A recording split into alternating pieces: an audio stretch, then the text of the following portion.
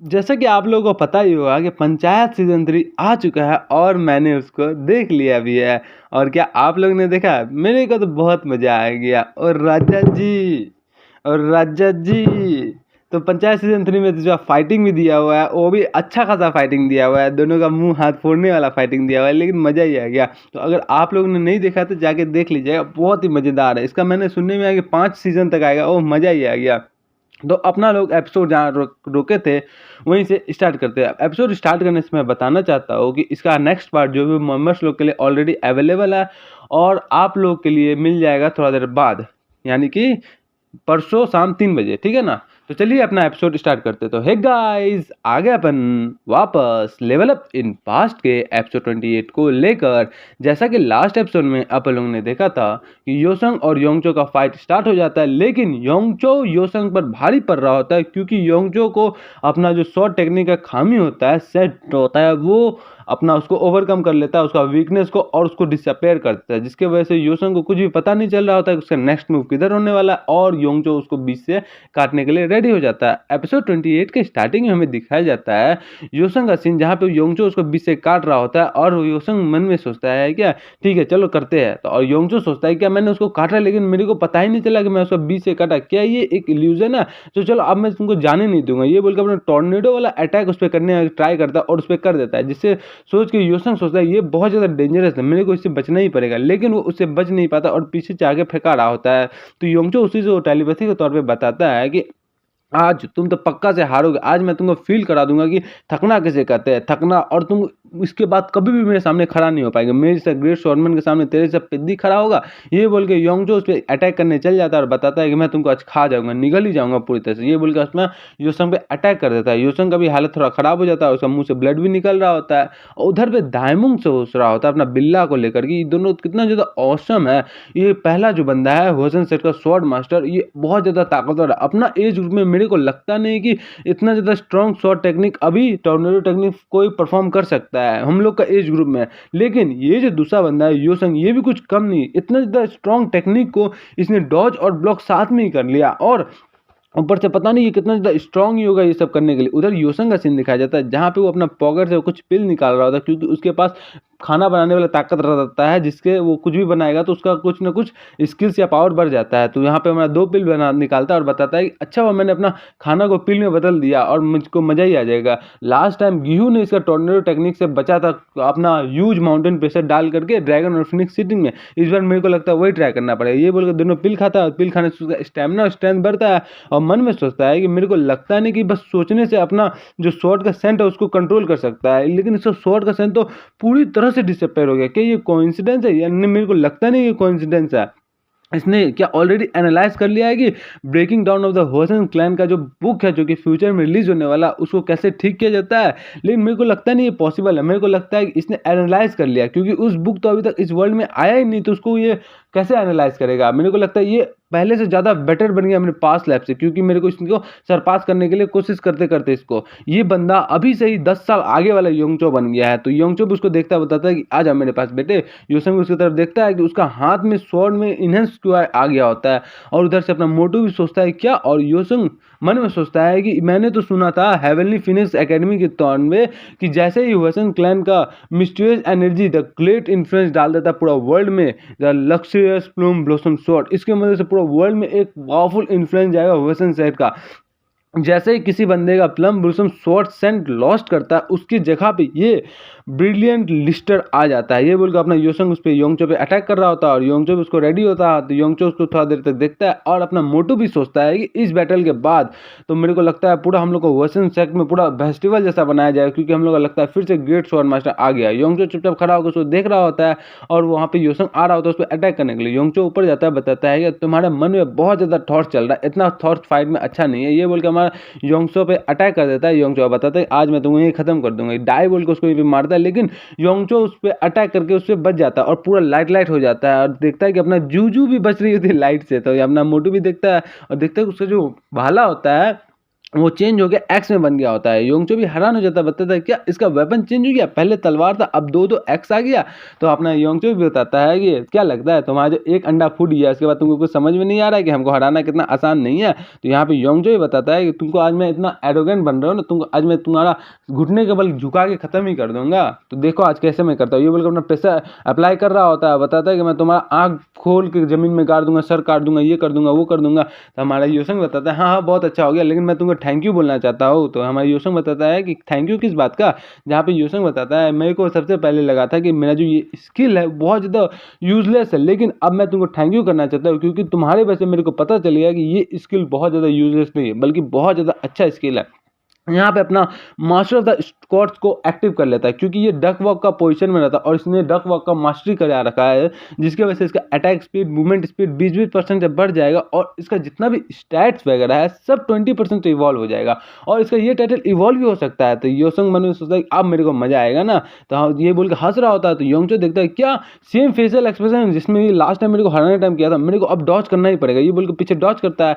तो हमारे जो योसंग का एक्स रहता है वापस से तलवार बनता है और योसंग पे अटैक करने के लिए जो नया टेक्निक अभी सीखा था sweep of the 1000th army, उससे अटैक कर देता है जिससे योसंग का कपड़ा फटता है लेकिन थोड़ा सा वो बच जाता है। बताता है क्या हो गया, अचानक से वापस वो अपना दूसरा एक्स को भी तलवार में बदलता है और उससे भी अटैक करता है द ह्यूज माउंटेन प्रेशर से, जिसकी वजह से हमारा जो योसंग होता है वो उस पर हावी पड़ रहा होता है और योंगचो को इस बार थोड़ा सा हाथ भी कट जाता है जिसकी वजह से उसको चोट लग जाता है। अब योसंग बताता है मुंह से ब्लड फेंक करके कि अब देखो मजा कितना आएगा, मेरा जो ये पोर्शन है ये ज़्यादा देखने पे कूल नहीं लग रहा है लेकिन ये बहुत ज़्यादा इफेक्टिव है, इससे तो कोई बच ही नहीं सकता। ये बोल के बताता है कि उसका जो कूलिंग टाइम है क्रशिंग ऑफ द माउंटेन का वो भी खत्म हो गया, अब वो उसको भी इस्तेमाल कर सकता है जिसकी वजह से इसका स्ट्रेंथ 30 टाइम से बढ़ जाएगा, मतलब 30+ हो जाएगा। जिसके बाद बताता है अब देखो अब आओ देखते हैं किसमें कितना दम है।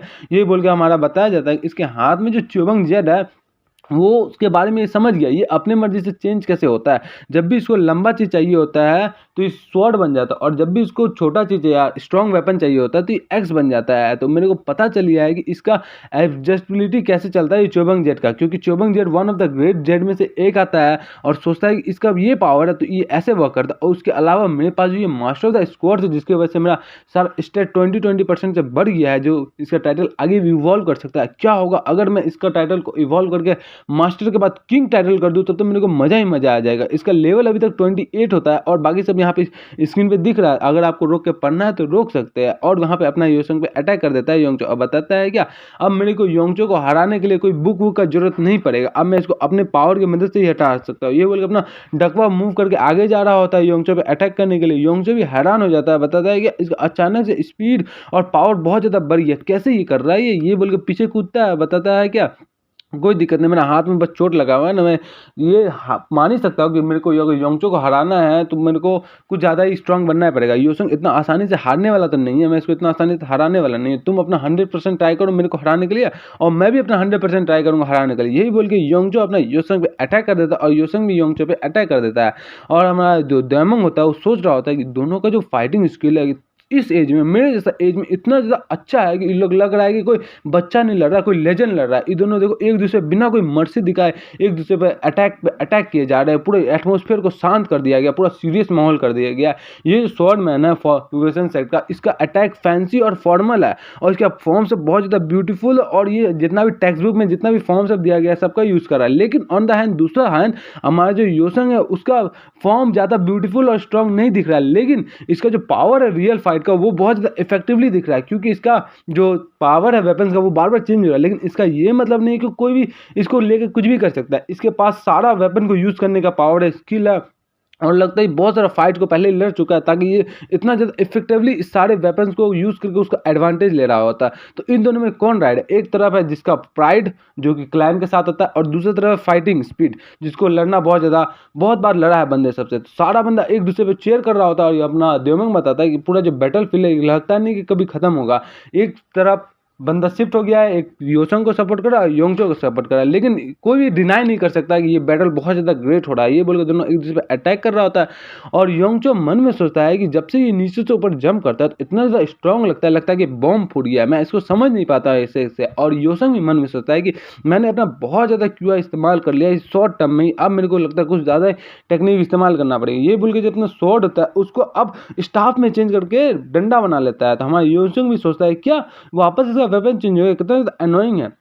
हमें बताया जाता है कि इसका स्टाफ से इसका क्रिटिकल हिट 10% से बढ़ जाएगा, लेकिन इसके पास मास्टर्स है, डक वर्क है, तो इसके अलावा इसके पास 20% और बढ़ जाएगा। और इसके पास जो दूसरा हैंड होता है वहाँ पे भी एक स्टाफ बना लेता है, जिसके पास इसका वापस से 10% बढ़ जाता है। मतलब अब टोटल 40% चांस से क्रिटिकल हिट लगेगा, मतलब बहुत ज़्यादा चांस है। हर 2 में से लगभग एक बंदे बार लग ही जाएगा इसका क्रिटिकल हिट चांस। जैसे ही योंग उस पर अटैक करता है तो हमारा यूसुंग उसके डंडा को ही रोकता है और उसको क्रिटिकल हिट लग जाता है, जिसकी वजह से हमारे योंगचो को थोड़ा परेशानी हो रहा होता है, उसका हाथ भी थरथरा रहा होता है। और अपना तरफ यहाँ पे यूसुंग उस पर शॉर्ट से अटैक करता है, जिसको वो डॉज करने की कोशिश करता है, लेकिन उसी टाइम वो अपना एक्स बना लेता है और उसको हमला कर देता है। अब मन में सोचता है क्या, आज मैं तुमको खत्म ही कर दूंगा, आज मैं तुमको वापस से जमीन में ला दूंगा, ये बोलकर अपना infinite pattern of the continual attack, जिसमें बार अपना वेपन को चेंज करके अटैक करता है, कंटिन्यूसली दूसरा टाइप का वेपन का पैटर्न को साथ में जोड़ जोड़ के अटैक करता है। वो अटैक करके हमारे योंगचो पे वो अटैक करता है योंग। योंग भी उस पर भारी पड़ रहा था योंगचो पे, योंगचो को पीछे फेंकता, और योंग मन में सोचता है क्या, मैंने इतना ज़्यादा हार्ड ट्रेनिंग किया लेकिन फिर भी मेरा स्टेमिना मेरे को अभी भी काफ़ी नहीं लग रहा। मैं भी अभी देखो सांस फूल रहा है मेरा, मैं इतना ज़्यादा स्ट्रॉन्ग कैसे बनूं, मेरा स्टेमिना वापस से कैसे लाओ। मैं सारा पावर स्टेमिना का तो मैंने अटैक में इस्तेमाल कर दिया, और ऊपर से ये infinite pattern of continual attack को मेरे एवोल्यूशन टेस्ट के दौरान जिन्हों पे अटैक करते हुए देख लिया था, इसके बाद इसको समझ में आ गया कि इसके साथ काउंटर नहीं किया जा सकता, इसको बस ब्लॉक किया जा सकता, इसलिए ये मेरा सारा अटैक को बस ब्लॉक ही कर रहा है। कितना ज़्यादा जीनियस बंदा है। और गिहू इस बंदे को एक ऐसा बंदा है जहाँ पे हमारा सोते सोते स्ट्रांग बनता, और ये बंदा हमारा ऐसा है जो कि अपना गुस्सा में एक बॉल लॉस करने के चक्कर में स्ट्रांग बनते जा रहा है। और ऊपर अलावा से ये 10 साल बाद इतना ज़्यादा ताकतवर होना चाहिए था, वो अभी से इतना ज़्यादा ताकतवर हो गया, आधा साल में ये बहुत ज़्यादा ताकतवर बनते जा रहा है। हमें बताया जाता है इसके आसपास जितना भी बंदा है, इसका पोर्शन अभी इतना ज़्यादा स्ट्रॉन्ग तो नहीं है, लेकिन ये बहुत ज़्यादा इवॉल्व करने जा रहा है। और मन में सोचता है, मेरे को लगता नहीं कि ये भी खत्म होने वाला है। तो हमारा देवमंग भी इसको देख रहा होता है, मन में सोचता है क्या, इन दोनों का वेपन इतना ज़्यादा पावरफुल अटैक कर रहा है, लेकिन इन दोनों का वेपन डैमेज क्यों नहीं हो रहा है। कि अगर कोई नॉर्मल हार्ड वेपन वाला वेपन भी होता आयरन वाला, वो भी अभी तक टूट जाता, नहीं तो उसका सेब बेकार हो जाता। और वहाँ पे जूजू भी इसको देख रही होती है शान से। अब बताया जाता है कि शायद इसलिए क्योंकि ये लोग अपना एनर्जी का इस्तेमाल कर रहे होंगे वेपन से, इसलिए वेपन चेंज नहीं हो पा रहा है। और इसका स्वॉर्ड क्यों है ऑलरेडी यूज करना ये लोग सीख गए होंगे, और दूसरा उसका वेपन चेंज करने का टेक्निक की वजह से ऐसा नहीं हो पा रहा होता। हमारा उधर से देवमंग आता है, बताता है कि मेरे को पता है। तो हमारा देवमंग पूछता है क्या पता है। मन में सोचता अचानक से क्या आ गया, और बोलता है कि मैं समझा नहीं, तुम वापस से बोलो क्या बताया। तो बोंगदे बोलता है क्या, मेरे को पता है कि इस कैट का ऑनर कौन है। उधर से अपना जूजू भी मैं कर रही होती है देवमंग को देख करके। तो उधर से हमारा बताता है कि ठीक है कौन है बताओ, तुमको सही में पता है। तो हमारा बोंगदे बताता है कि वो जो बंदा है जो कि लड़ रहा है दूसरे उसको वेपन चेंज करके, जो पिंक वाले बंदे से लड़ रहा है वही इसका हेड है। तो हमारा जूजू भी उसकी तरफ कूद के जा रही होती है। हमारा जो बोंगदे होता है देवमंग बहुत ज़्यादा दिल का साफ होता है, वो बोलता है कि जूजू उधर मत जाओ, उधर जाना तुमको वाली खतरा, तुम्हारा लाइफ को भी खतरा हो सकता है, तुमको चोट लग सकता है। ये बिल्कुल से पीछे पीछे जा रहा होता है। तो हमारा इधर फाइट दोनों का चल रहा होता है। तो योसंग बताता है कि कुछ टाइम पहले तुमने नहीं बोला था कि तुम मेरे को नीचे जमा के नीचे ही खत्म करना चाहोगे, मेरे को थका थका के खत्म कर दोगे। अब क्या हो गया, अब तो कुछ नहीं लग रहा। मैं तुमको अभी बता देना चाहता हूँ कि मेरा स्ट्रेंथ जो है वो कभी भी खत्म नहीं हो सकता है, समझा ना। तुम मेरे को कभी भी थका के हरा नहीं सकते हो, ये तुम मान लो। ये बोलकर अपना वेपन वापस से चेंज करता है और डक वक का इस्तेमाल करने के लिए रेडी हो जाता है, और बोलता है क्या, ये पर्सन जो कि मेरे तब इतना ज़्यादा हार्ड हो रहा है, इसका बस एक ही रीज़न ये हो सकता है, ये भी मेरे तरह स्ट्रॉन्ग बनना चाह रहा है। ये जो वेजन सेक्ट का मोस्ट टैलेंटेड बंदा है, जो कि फ्यूचर में जाकर वन ऑफ द स्ट्रॉन्गेस्ट बंदे में से एक बनता है। और इसके अलावा गिहू, सोसो और झंडू, बहुत दिनों बाद झंडू दिखाया गया जो कि मुरी यूनिवर्सिटी में इनरोल भी नहीं कर पाया, वो सब बहुत ज़्यादा टैलेंटेड है। और वो सब मेरे को फॉलो कर रहे हैं मेरे पीछे रह करके, क्योंकि ये लोग इतना ज़्यादा टैलेंटेड गाय है। और ऊपर से ये लोग बहुत ज़्यादा इस्तेमाल पावरफुल बन जाते हैं, लेकिन ये लोग मेरा फॉलो कर रहे हैं क्योंकि मेरे पास एक ही ग्रेट टैलेंट है, वो है मेरे को मेहनत करना। बस मेहनत से ही मैं इतना ज़्यादा स्ट्रांग बन पाया। और ऊपर से अलावा ये लोग भी अब मेहनत करना स्टार्ट कर दिए, जिसके वजह से ये लोग भी इतना ज़्यादा स्ट्रॉन्ग कर रहे हैं। क्या ये लोग मेरे को पीछे छोड़ सकते हैं मेहनत करके? क्या मैं हार मान सकता हूँ? नहीं, मैं कैसे हार मानूंगा। अगर ये लोग भी एफर्ट्स करेंगे, मेहनत करेंगे, तो मैं उसके अलावा 2 गुना 3 गुना 10 गुना मेहनत करूंगा, लेकिन इन लोगों को आगे नहीं जाने दूंगा मैं से। यही बोलकर अपना ह्यूज माउंटेन प्रेशर अटैक करता है, और जितना भी इसका स्किल्स होता है सबको इसमें एक बार में अटैक करके उस पर लगा देता है, सबको। जिसकी वजह से उसका स्ट्रेंथ होता है 35 + 2% + 100% + 20% से बढ़ जाता है। मैं बताता आप देखो मैं कितना ज़्यादा क्रेजी एफर्ट करता है। ये बोल जैसे उस पर अटैक करता है तो हमारा योंगचो भी हैरान हो जाता है, लेकिन उसका जो स्वॉर्ड होता है वो टूट जाता है। योंगचो सोचता है क्या मैं लक्ष्य स्वॉर्ड ये टूट रहा, एक तरफ वो फेंका जाता है और दूसरा तरफ रह जाता है, पूरा बम ब्लास्ट जैसा धुआं धुआं हो जाता है। और डिंग डिंग करके मैच आता है कि आपका जो क्विज था वो अनएक्सपेक्टेड क्विज वो कंप्लीट नहीं हो पाया, वो फेल कर दिया है क्विज। तो बताता है क्या, तो हमें बताया जाता है इसका जो टाइम लिमिट था वो खत्म हो गया था, क्योंकि 15 मिनट का टाइम लिमिट था, 15 मिनट से पहले आपने इसको हरा नहीं पाया, इसलिए आपको पेनल्टी के तौर पर आपका मिशन चेंज कर दिया जा रहा है और आपको नया मिशन के तौर पर योंगजो को हराना है फिर से, लेकिन 1 साल के अंदर अंदर। अगर आप इसमें फेल किए तो आपको 30 दिन तक आपका बॉडी एबनॉर्मल रहेगा, आपको पास किए तो आपको मिलेगा क्लास मिशन का ऑप्टेन। तो हमारा योसंग भी मन में सोचता है कि क्या इतना जल्दी टाइम पास हो गया, कैसे चला गया। उधर से योंगजो भी आता है उस पर अटैक करने के लिए और अपने टूटा हुआ स्वॉर्ड पे उस पर अटैक करता है। इसको अपना योंगजो रोक लेता है अपना दोनों एक्स से लेकर के। तो उधर से पीछे से एक बंदा बताता है रुक जाओ योंगजो, रुक जाओ रुक जाओ। तो हमारा योंगजो भी रुक जाता है, बताता है कि क्या हो गया। अचानक से हमारा योसंग भी देखता है कि उधर से जूजू आ रही है, तो बताती है जूजू मेरी बच्ची कहाँ रह गई थी, तुम आ जाओ अपने इन्वेंट्री में आ जाओ। जूजू भी उसका इन्वेंट्री में चली जाती है और हमारा योंगजो बताता है कि क्या हो गया मोटू, मेरे को रोका क्यों। तो मोटू बताता है कि ये टाइम अभी लड़ने का नहीं है, उधर देखो। तो हमारा द्योमंग देख रहा होता है, दोनों को बताता है कांपते कांपते कि मेरे को माफ कर देना।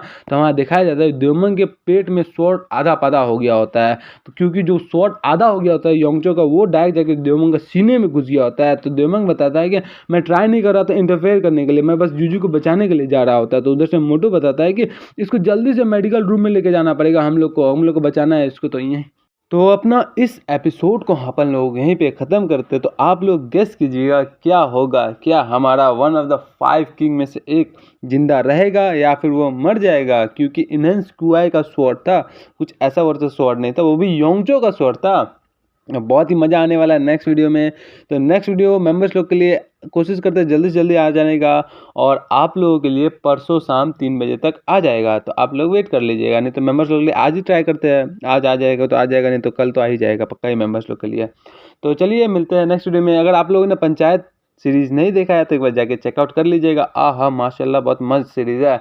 और राजा जी तो पंचायत फैंस जो है वो सारे कमेंट कर देंगे, मेरे को बहुत पंचायत मस्त लग गया। बेस इंडिया दिखाया गया यार, एकदम लड़ाई झगड़ा मारा पीटी, चप्पल फेंकने वाला किस किस को सीन याद है यार, माथा पे चप्पल फेंक दिया था।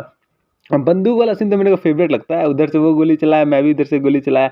ये जो स्पॉयलर्स है मज़ा ही आ गया, मैं आप लोगों को पता ही नहीं चल रहा मैं किस बारे में स्पॉयलर्स दे रहा हूँ। चलो कोई दिक्कत नहीं है, चलो मिलते हैं नेक्स्ट वीडियो में। तब तक के लिए आप लोग इस वीडियो को लाइक कर दीजिएगा, शेयर कर दीजिएगा और सब्सक्राइब भी कर दीजिएगा, क्योंकि आप लोग यहाँ तक पहुँचे तो सब्सक्राइब वाले ही पहुँचे होंगे। तो चलिए कोई दिक्कत नहीं है, मिलते हैं नेक्स्ट वीडियो में। कोई अच्छा खासा शायरी होगा तो शायरी भी लिख दीजिएगा। बाय।